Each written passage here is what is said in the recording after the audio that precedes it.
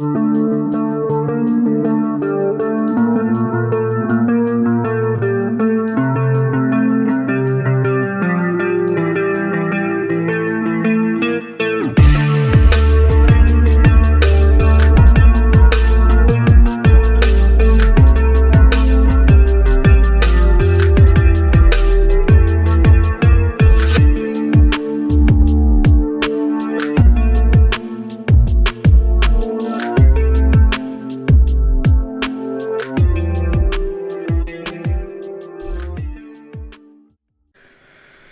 everybody. Welcome to the History Value Podcast with your host, Jacob Berman. Today, I have David Mirsch joining us. He is the author of the book, The Open Tomb, Why and How Jesus Faked His Death and Resurrection.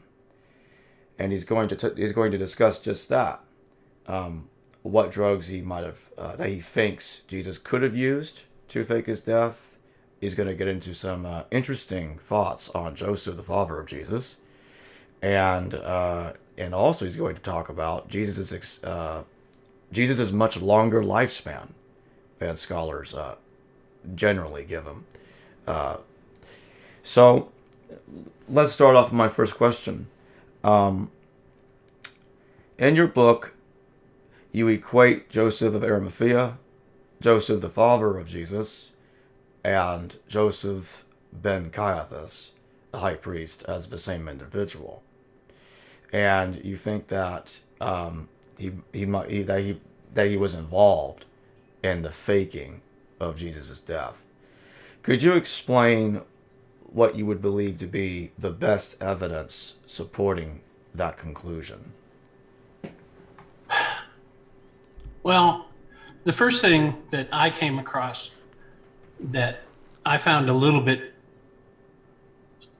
unusual with what scholars say is that both Joseph and his son Jesus were called tectones, which for hundreds of years had been translated as carpenters. More recently now, the translation has improved to builders or stonemasons. So it kind of is a broader spectrum of people in the building trade. What really got my attention was when I realized that in Josephus's historical account of the building of the temple, that he indicated that Herod the Great had enlisted numerous 1,000 to 3,000 priests to build the temple, because they were holy and it would be okay for them to walk on the temple grounds and build the temple. The word that Josephus used for that was tectone, the same word that was used for Joseph and Jesus. So I began to wonder if there wasn't a possibility that the tectone used for Joseph and Jesus really implied that they were priests that worked on the temple, since the same word was used. Then I began to notice there were other connections that led me to believe that Caiaphas was actually the father of Jesus, and that Joseph of Arimathea was also the same person. Arimathea, when it's translated in Aramaic, means the heights, and Caiaphas was the high priest. So I believe Arimathea is a play on the words, for high priest, the heights. So that and the body of Jesus after the crucifixion was released to Joseph of Arimathea, which was unusual because the Romans generally only released the body of crucifixion victims to other family members. So that kind of tied in with the idea that maybe Caiaphas and Joseph of Arimathea were the same man. What kind of drugs do you think Jesus used to fake his death? Well, the people back then were a lot more sophisticated than we give them credit for, as far as understanding the use of herbs and drugs. When you had Ed Dodge on, he indicated that there were Chinese medicinal men or doctors that had developed a tincture of cannabis that would knock somebody out for like 3 days. And so I suspect that that was certainly one of the drugs that could have been used with Jesus. Also, I would think that there were opiates involved. And there's a weed that's prevalent in the Middle East called shepherd's purse. And it was used right up until the First World War to help staunch bleeding. So I suspect that, even though I'm not sure whether it was taken internally or externally, that could have been one of the drugs used to help Jesus get through, what he had to go through. Other than that, maybe belladonna could have been used. That can be taken internally, and it does have an effect on the pupils in your eyes. It will dilate them. In fact, the name belladonna comes from beautiful lady, because in the Middle Ages or later, ladies at court would often use it to expand their irises so that they looked more beautiful. And when you've died, that's one of the things that doctors check for. They lift your lid, and if your irises are fixed and dilated, that's a good sign that you've died. So I suspect that maybe belladonna was used somehow, but mostly I would say the cannabis and certain opiates and stuff. How long do you think Jesus was alive after his crucifixion took place? Oh, I think he lived to a ripe old age. As I mentioned to you before, there is a segment in Josephus about a Jesus ben Ananias. And the story about that Jesus corresponds very closely to what we would expect the gospel Jesus to have gone through. Basically, this Jesus in Josephus shows up on the public stage in the year 62 CE, 4 years before the revolt starts in 66. In 62, the gospel Jesus' brother James is killed. And so I suspect that the gospel Jesus shows up in 62 to replace his brother. For the first 4 years that he's on the public stage, he hides his identity, which would be in keeping with the fact that he had been crucified but had somehow managed to escape or survive the crucifixion and might still have been wanted by the Romans. Go ahead. No, you go ahead. I thought you finished. He speaks just like Jesus ben Ananias speaks just like the Jesus of the gospel. He refutes and puts down Jerusalem for not standing up to the Romans. The wording is almost identical. The name Ananias is the long version of the gospel Annas, who was the high priest of the Great Sanhedrin. And so that would make him the maternal grandfather of Jesus, because Caiaphas married the daughter of Annas. So Ananias being Annas, that would make him the maternal grandfather of Jesus. Josephus also talks about this Jesus ben Ananias as kind of a yokel, as kind of a hick, somebody from the sticks, somebody that didn't know anything, which is kind of how the gospel Jesus is portrayed, as a poor, traveling, itinerant preacher, from Galilee, which was considered the sticks at that time compared to Judea and Jerusalem especially. So there are a lot of correlations between the gospel Jesus and Jesus ben Ananias. Pretty hard to look at that and not see that kind of connection. Now, this Jesus, ben Ananias, and Ben doesn't always just mean son of, it can mean descendant of. Like people were often called, Ben David, that you're descended from the King David. So the Ananias thing, Ben Ananias would just indicate that he was a descendant of Ananias. Trying to think of what else is in that passage. I don't have it right in front of me. But you get the gist that there's a real strong connection. Jesus would have been in his, let's see, he would have been 68 when he came on the public stage in 62 CE. And he was killed sometime around 69 or 70 by a Roman ballista. At least that's what Josephus indicates. Mm-hmm. He was on one of the fortress walls, the walls of Jerusalem or the temple, and he was killed by one of the Roman ballistas. But he was pretty far along at that point. And when do you think Joseph, Jesus' father, dies? Because there are many scholars that think that the Gospels seem to indicate that at some point during Jesus' adult life, he was called the son of Mary, not the son of Joseph, indicating that Mary became widowed at some point. Do you think this happened probably not so long after the crucifixion of Jesus? Yeah, that's kind of how I view it.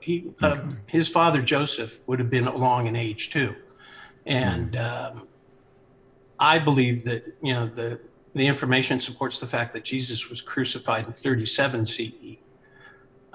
So Caiaphas was removed from power in 37, and probably died sometime not too long after that. What led you to the conclusion that the crucifixion took place on 37 CE?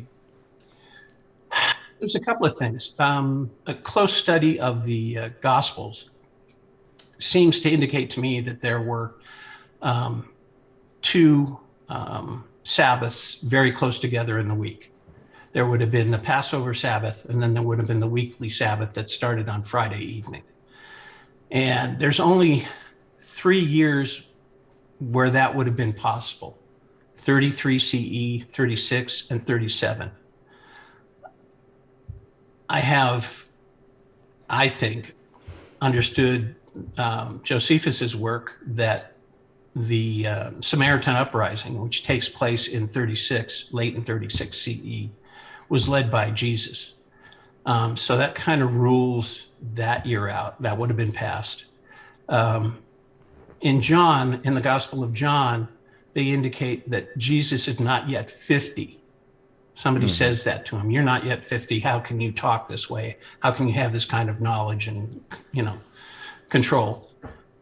Which means that only 36 and 37 would have been years, if he was born in 6 BCE, that he would have been in his 40s. So, saying that you're not yet 50 indicates to me that you're in your 40s when they're talking to you about this stuff. So that contributed to the attitude that, okay, I'm looking at 37 probably as the year that he was crucified. The other side to that is that both Caiaphas and Pilate were removed from their positions of power in 37.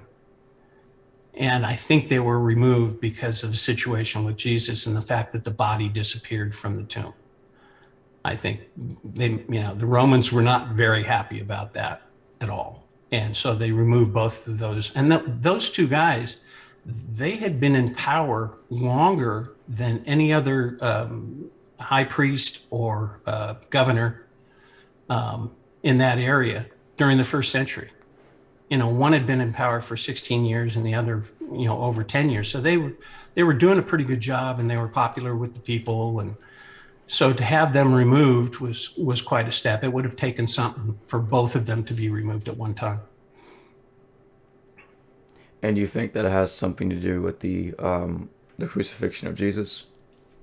Yeah, I do. I do. I think also that Joseph of Arimathea, when he went to Pilate to claim the body, would have had to say, I'm related to Jesus, this victim. I'm family. You can turn the body over to us, and we'll take care of it. So yeah, I think all of that comes into play. Mainly, though, the big thing is that, if they're saying that he's not yet 50 in the Gospel of John, he's in his 40s somewhere. And, one of the earliest dates for his birth is either 7 or 6 BCE. So there's only so many years that, he qualifies to get into his 40s. Since you identify the Samaritan prophet with Jesus, why do you think that Josephus wrote a separate account about the crucifixion of Jesus and appears to be locating it earlier in time by a few years? Or do you think the testimonium is Antiquities 18:33, that paragraph about Jesus that pretty much everybody talks about, is a rewrite of the same event? I think that the testimonium is complete fabrication. If you look at where it is in Josephus, it's in the chapter immediately before you get to the Samaritan Uprising. Okay, so what somebody did was they must have recognized that Jesus was leading the Samaritan Uprising, and to mitigate that, they put the testimonium in the chapter right in front of that, so that you read that about Jesus first, and then you were less likely to connect Jesus to the Samaritan Uprising. So I think the testimonium is, completely fabricated. And you link this with the Gospel of John, mentioning that there were some Jews criticizing Jesus for being a Samaritan.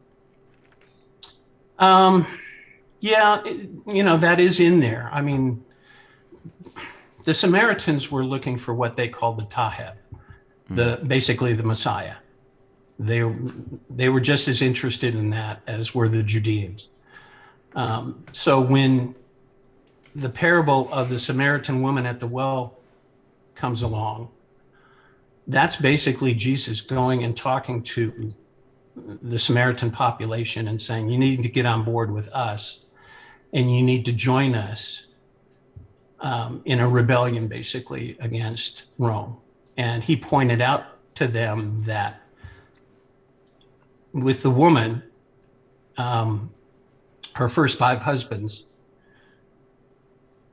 she'd been married to, and then the last one that she was living with was not married to.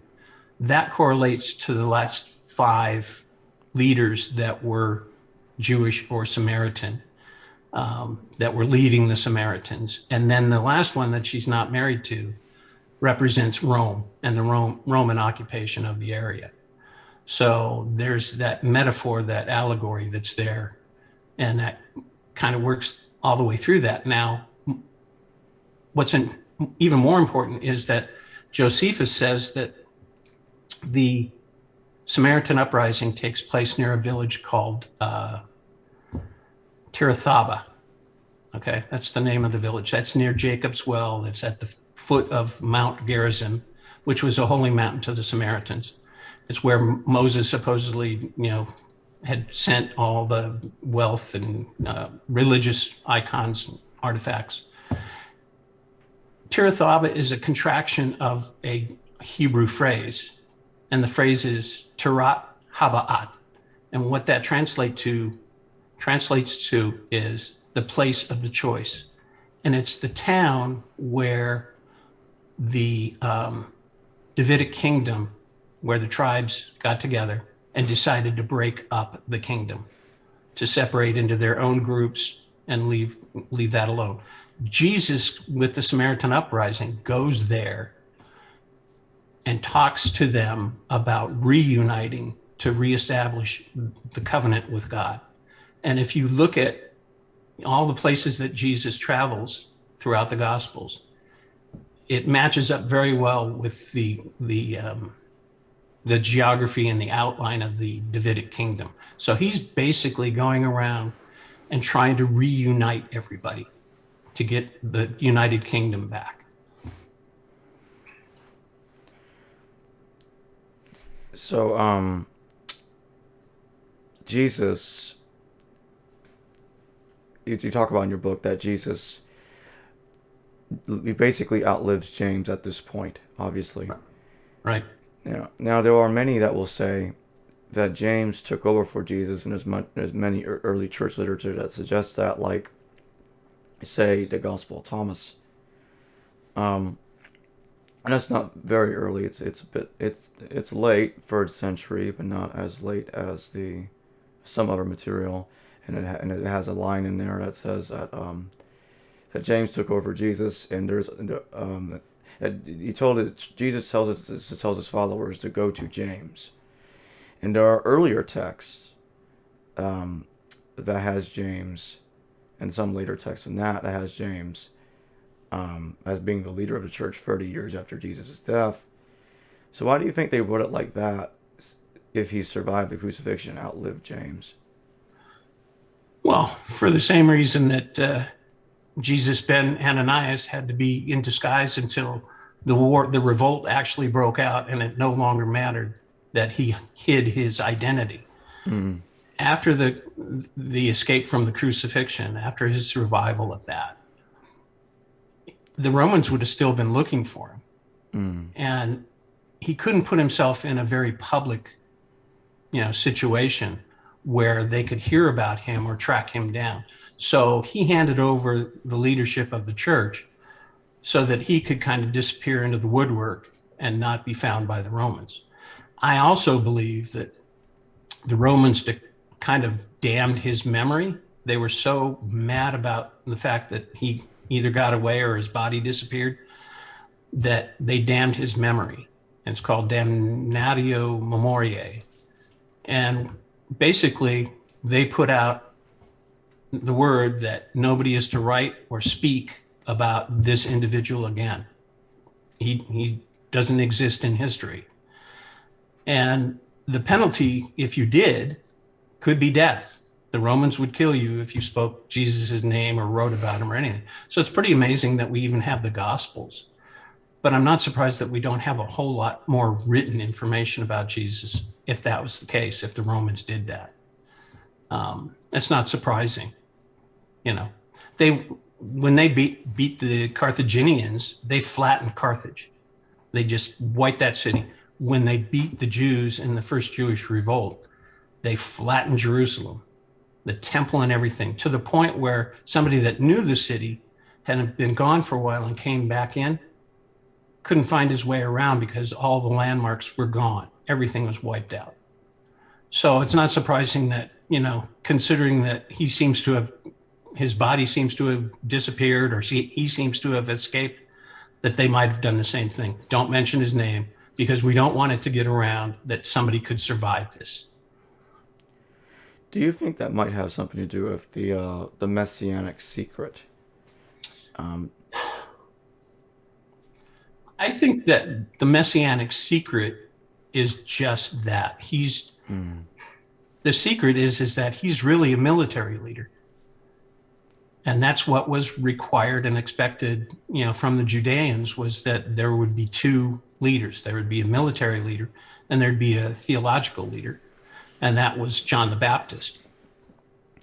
If you look closely at some of the comments that are made throughout the Gospels, bring a sword, and, his followers saying, should we set fire to villages if they don't help us, and all that kind of stuff. There's a level of violence in what he's saying that shouldn't be there. If he's preaching peace and, acceptance and tolerance and all that, some of those comments shouldn't be there. They just shouldn't be there. So I think the messianic secret was, he's a military leader. How would you deal with Paul's epistles? Because now there are some scholars, few, that will question when Paul's epistles were actually written. Do you think they were written while Jesus was alive, or do you think Paul wrote them after Jesus actually died? Well, here's the thing on that. I consider the Gospels to be political propaganda. Mm-hmm. All the way through, not just bits and pieces of them, but they're intended to be political propaganda. They are about Jesus setting the tone for what he's trying to accomplish as far as political and as far as rebellion is concerned. As such, they had to be written very early. So I believe they were written before Paul. And I think Paul was a Roman agent, and he was persecuting the early followers of Jesus to begin with. When he first came on the scene, he was persecuting them. And So then since after his, trip to Damascus, where he has the vision, all of a sudden he flip-flops and he starts teaching what he claims is Jesus's message. But it's really a different message than what Jesus intended. So Paul is trying to subvert Jesus's message of revolt and convince people that Jesus was actually talking about peace and love and tolerance and getting along. And so when do he's you diffusing the situation for the Romans. so when do you date these texts? Well, because they needed to be early, and because the crucifixion took place in 37, I actually think sometime late in 37, Mark came out. I think very shortly after, and I think that's why Mark has an abbreviated ending. In other words, it cuts off at 16:8, I think, in the last chapter. It's abbreviated. It doesn't talk about post-resurrection sightings and stuff like that. I think things were happening very quickly, and people talk about Mark's writing that way, that it's very kind of staccato and very quick, and things are happening fast. I think, towards the end of 37, probably, Luke would have come along, and I believe Luke is the second. And there are reasons I can go into, but Luke is the second gospel written, and that would have been very, very shortly after Mark, to correct some things that Mark had or to add to them. And then I think Matthew would have been the third to fix a couple of other things. And that would have been, late 30s, early 40s. So propaganda is only useful during the lifetime of the main protagonist or the movement. And once Paul started to change the movement, then the propaganda is less and less effective. And so very early, I think very, very early. So I would like to come back to why you think Luke is the second gospel, but before we do, because I don't think we brought this up earlier, you mentioned to me during our private talk earlier that there's a piece of archaeological evidence, or what you consider to be archaeological evidence, that Jesus was the son of Joseph Caiaphas. Could you discuss that for a moment? There is an ossuary. It's called the Miriam ossuary. It was found near the Valley of Elah, and it's been verified that it's legit, that it's not a fake. And the inscription on it reads, Miriam, daughter of Jesus, son of Caiaphas, priests of this one Jewish rank in the temple groups that, were assigned work to do in the temple, from the town of Beth Imri.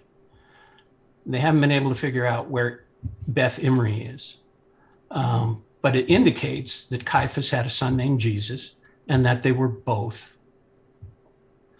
One translation says priests, plural. Another says singular, priest. I tend to go with, because of the other things that I've seen, I tend to go with the plural, that it was referring to both Jesus and Caiaphas as priests.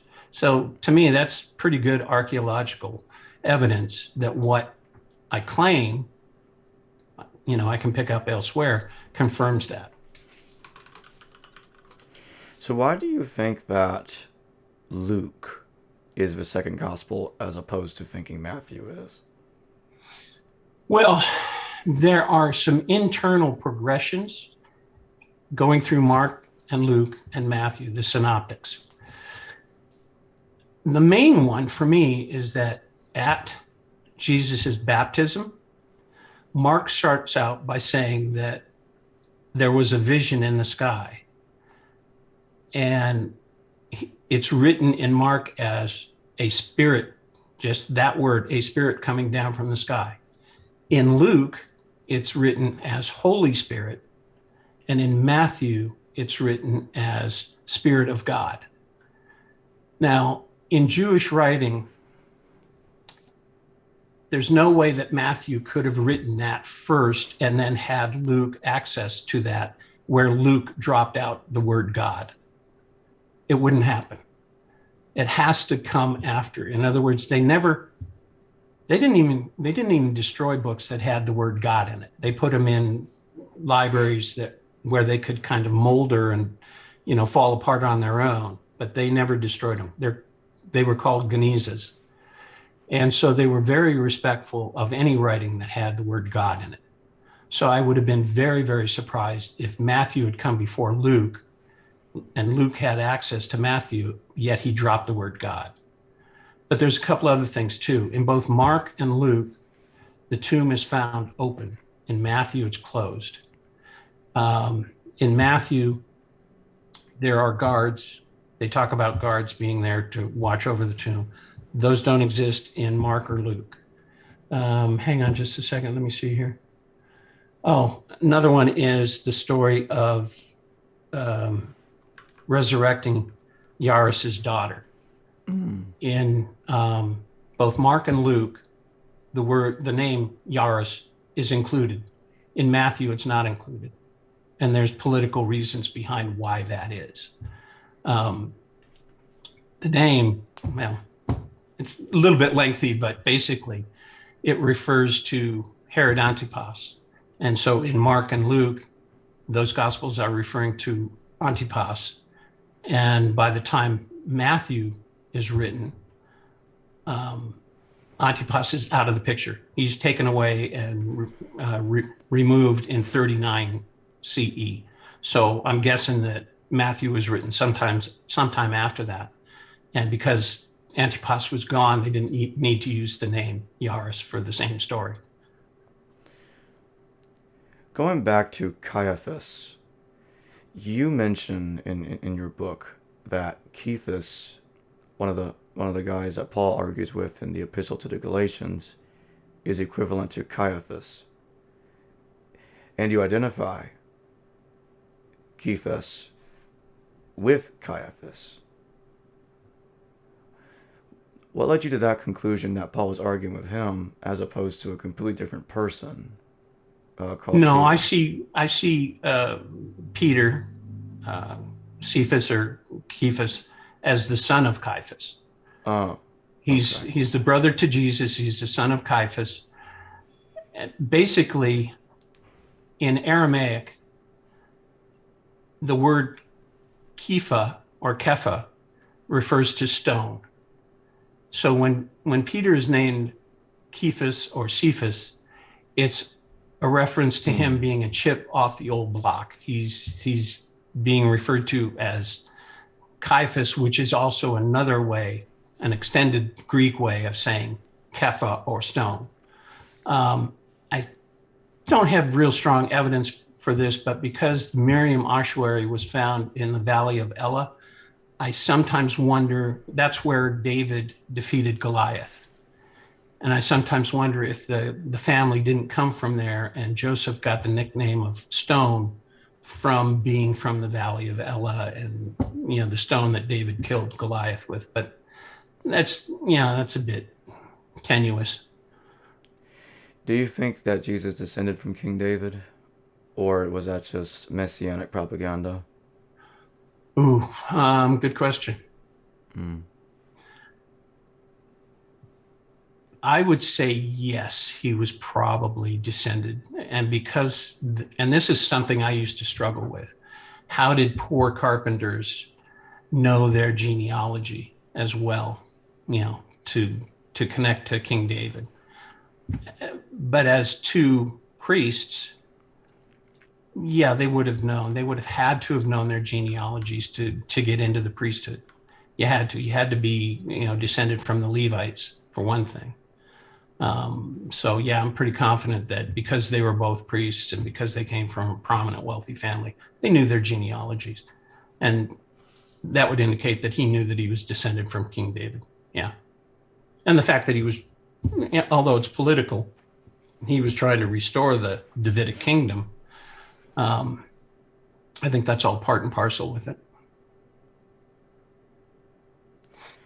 So do you how far along do you date Paul's epistles after the Gospels?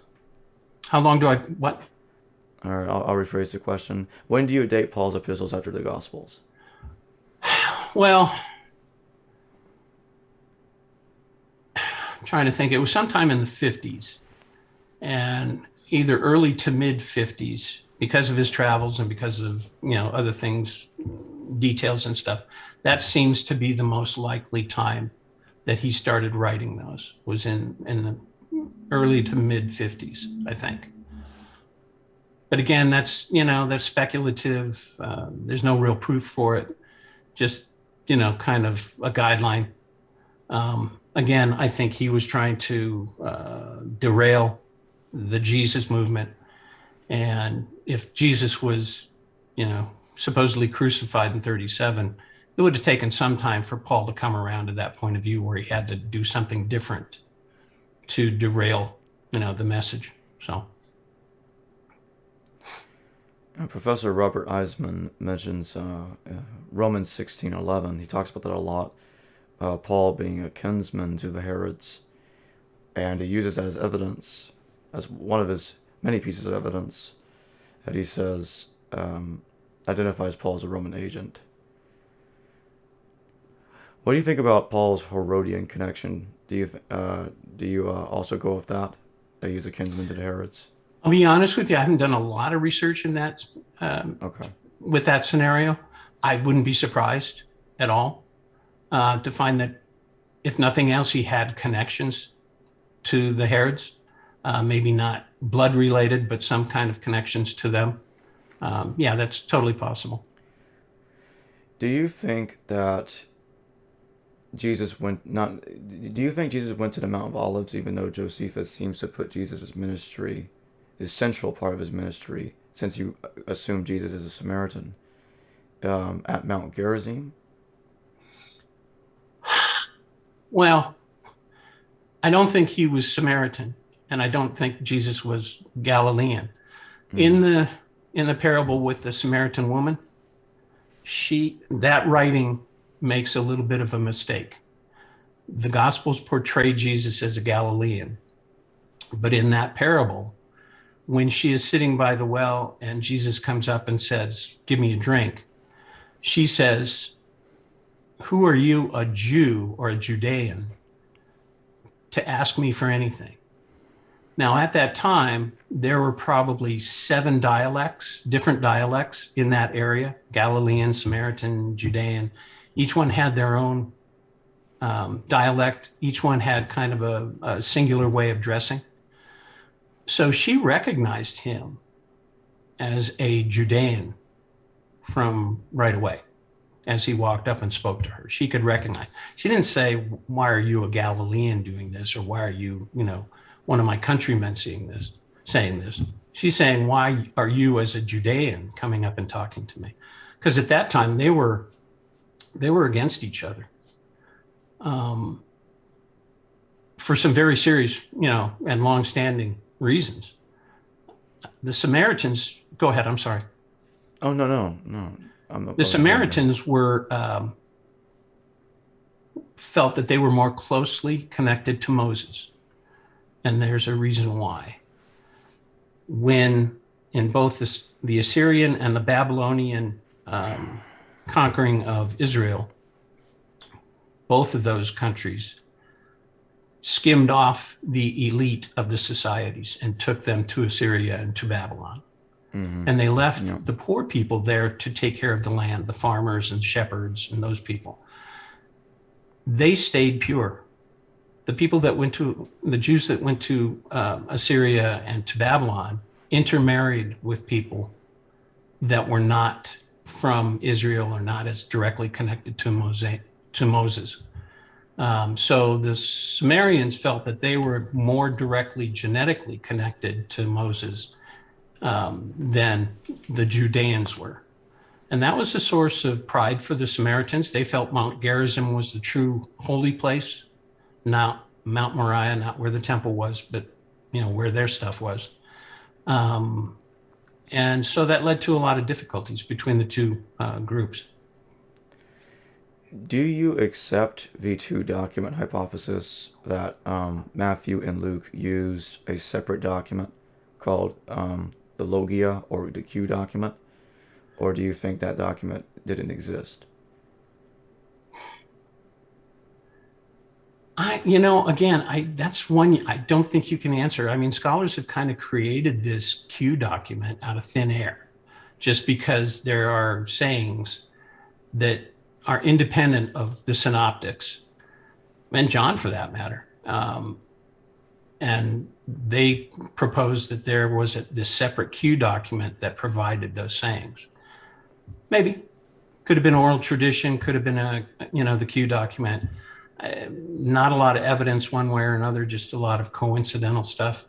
So the jury's still out on that. I don't know. Mm. So do you think that the entire New Testament was written before 70 CE, or do you think there are pieces of it that date after 70 CE? Oh, I think there were pieces that were put in afterwards for sure. I think there were interpolations. That's part of what makes it so difficult to get to the kernels of truth that are in the Gospels, is that, there were a lot of hands that were busy, making changes and what have you to them. And I'll tell you something, Jacob, that still goes on today. Amazingly, I came across, and I can't remember the name, but I came across a Bible with the New Testament, complete Bible, that has been written in the last 20 years. And that one part where the author is talking about all the things that Jesus could do, this particular Bible, this edition, interjected the fact that Jesus replaced a man's severed arm. Now, that is nowhere in the original Gospels. That is a very late current interpolation that's been put in there, because there has been the argument with his miracles that he never replaced a missing limb or anything like that. And so this edition of the Bible, or the New Testament, put that in there to resolve that, that question. So there's been a lot of monkeying around with the Gospels for sure. But I do think, and I'll tell you, I think that Philo is responsible for writing both Mark and Luke. Now, Philo died sometime around 50. So he was a contemporary to Jesus and Caiaphas, and he was a priest, and he went to Jerusalem on at least one occasion. So he would have gone to the temple, could have met both Jesus and his father Caiaphas.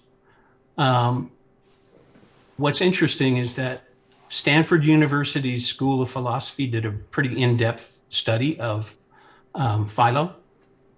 And one of their conclusions was he was the only author in antiquity that wrote Jewish works in Greek with Latin titles. And both Mark and Luke are Latin names. So I don't know why nobody's ever wondered why Jewish works would have Latin names, other than the fact that they claim that they're people. Mark and Luke, and possibly Matthew, those are titles. They're not the names of authors, they're the titles. And Philo, that's like a fingerprint.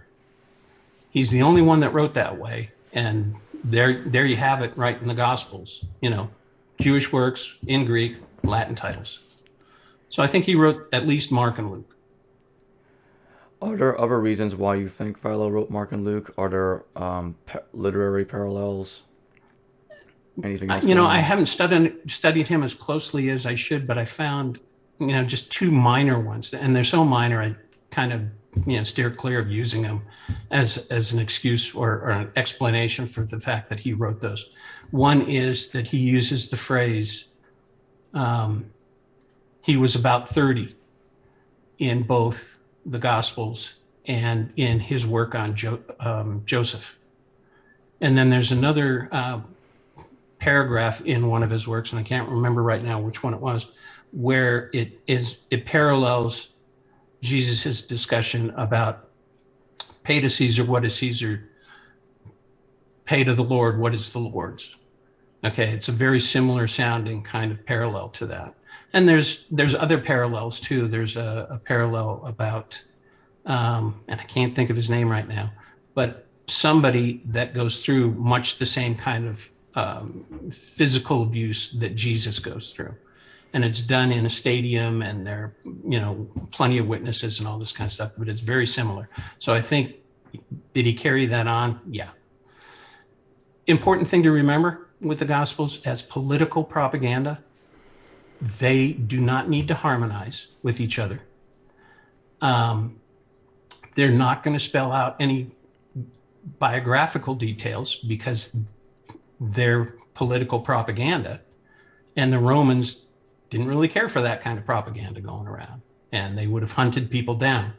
So, yeah, I think there's good. And the other thing too is that early Christians felt that Philo was a Christian because of his writings and because of who he was. So, yeah, I think there's a real good chance that he wrote Mark and Luke for sure. And after Jesus' death on 70 CE, do you think Jesus' family line continued much longer than that, or do you think the family came to an end by that date? Well, with the Miriam ossuary, I would think, if that's his daughter, obviously there was at least one, child of his that continued his line. We don't have any record of any others at this point. Maybe another ossuary saying son of Jesus, son of Caiaphas will show up. There's no way to tell right now. This one, the Miriam one, was only really made public in 2011. So, they're always finding new stuff. Anything's possible. But for sure, I think he had a daughter named Miriam. Yeah. All right. Do you have any other thoughts that you think you might have missed before we close out for today? Yeah, there's a big one, but it's a little bit lengthy, but I'll keep it short. It's okay. Take as long as you need. The scholars always say, and especially mythicists and people like that are always saying that there's nothing written about Jesus or his parents. And if he was so special, why wasn't there anything written? But as I say, there's two things written in Josephus, the Samaritan Uprising, and Jesus ben Ananias. And there's also an old story based on Old Testament characters, Joseph and Asenath. And they were kind of, minor. Well, she was a minor character in the Old Testament. But in this later version, they tell more of a story about her and Joseph. And the story they tell is about really Jesus's parents. Once you know that they were a wealthy, prominent family and that Caiaphas was, a priest and his father and all that kind of stuff, the parallels to it become very, very clear. But the main thing to take away, there's two main things to take away. Asenath is a theophoric, which means a name that includes a deity, the name of a deity. And the deity that is incorporated in her name is Neth or Neith. And she was an Egyptian goddess from antiquity, but she was also known as the Virgin Mother goddess. That directly points to Jesus's mother. The other thing about her is that she sweats blood. Asenath sweats blood when she's under duress, just like Jesus did. There was, and this is going to seem really outlandish, but I think it's true. Jesus suffered from a genetic problem called G6PD or favism. If you eat fava beans or if you're under duress, you have hemolytic anemia. It usually is transferred from mother to son. So because Asenath sweated blood and she was the Virgin Mother Queen, I tend to see her as a parallel in her story to Jesus' mother Mary. But there are other much closer. We can get into it maybe some other time, but there are other things that come out of that story that are very, very important in connecting that story to Jesus' parents. Sure, we can save that for the next part. All right then, David Mirsch, thank you for joining me today. I very much enjoyed this talk. I found it very fascinating. You made a lot of good points, and I would very much enjoy having you rejoin us for another part, talking about the next thing you just mentioned. Great, love to.